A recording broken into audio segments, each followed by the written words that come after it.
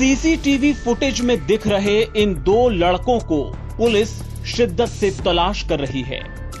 न जाने इनके पास ऐसी क्या तकनीक है कि मिनटों में एटीएम से लाखों उड़ा ले जाते हैं। न एटीएम तोड़ते हैं, न कार्ड की कोई हेराफेरी, न किसी ग्राहक से कोई ठगी, पर जुगाड़ कुछ ऐसा कि अब तक देश के सबसे बड़े bank state bank of India को ये दोनों शातिर 48 लाख रुपए का चूना लगा चुके हैं। आइए आपको बताते हैं इनकी पूरी कारस्तानी। बैंक से पुलिस को मिली शिकायत में कहा गया है कि ये दोनों लड़के अब तक तमिलनाडु में 19 एसबीआई के एटीएम्स को निशाना बना चुके हैं। इनमें से 7 एटीएम राजधानी चेन्नई के हैं। ये दोनों चोर ऐसे एटीएम्स को निशाना बनाते हैं जहां कैश डिपॉजिट मशीनें लगी होती हैं।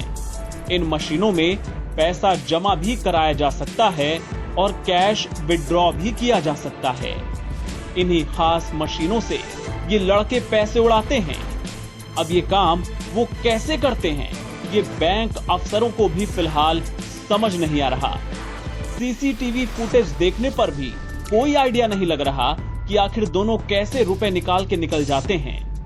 फिलहाल बस ये माना जा रहा है कि इन्होंने जापान में बनी इन कैश डिपॉजिट मशीनों के अंदर कोई तकनीकी खामी ढूंढ ली है और इसी का फायदा उठाकर वो अब तक 48 लाख रुपए अलग अलग मशीनों से चुरा चुके हैं।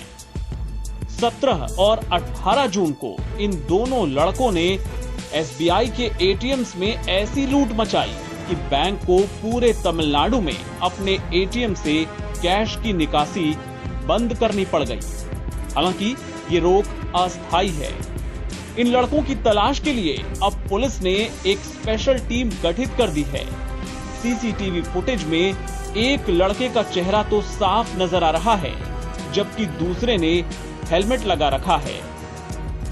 शुरुआती जांच के बाद पुलिस का मानना है कि ये लड़के किसी छोटी सी इलेक्ट्रॉनिक डिवाइस के जरिए मशीन के सेंसर्स को ब्लॉक कर देते हैं और फिर अपना खेल करके निकल जाते हैं।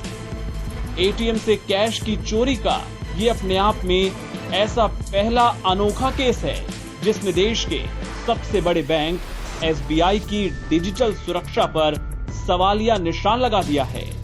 फिलहाल ये मामला तमिलनाडु में सामने आया, लेकिन अगर वाकई मशीनों में कोई तकनीकी खामी है तो क्या देश भर में एसबीआई के एटीएम्स सुरक्षित हैं? ये सबसे बड़ा सवाल है। एनबीटी ऑनलाइन की रिपोर्ट।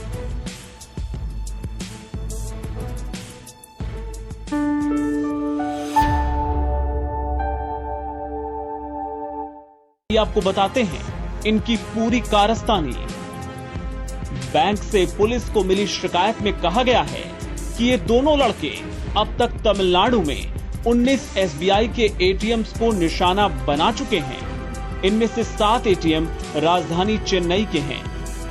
ये दोनों चोर ऐसे एटीएम्स को निशाना बनाते हैं जहां कैश डिपॉजिट मशीनें लगी होती हैं। इन मशीनों में पैसा जमा भी कराया जा सकता है और कैश विड्रॉ भी किया जा सकता है। इन्हीं खास मशीनों से ये लड़के पैसे उड़ाते हैं। अब ये काम वो कैसे करते हैं, ये बैंक अफसरों को भी फिलहाल समझ नहीं आ रहा। सीसीटीवी फुटेज देखने पर भी कोई आइडिया नहीं लग रहा कि आखिर दोनों कैसे रुपए निकाल के निकल जाते हैं।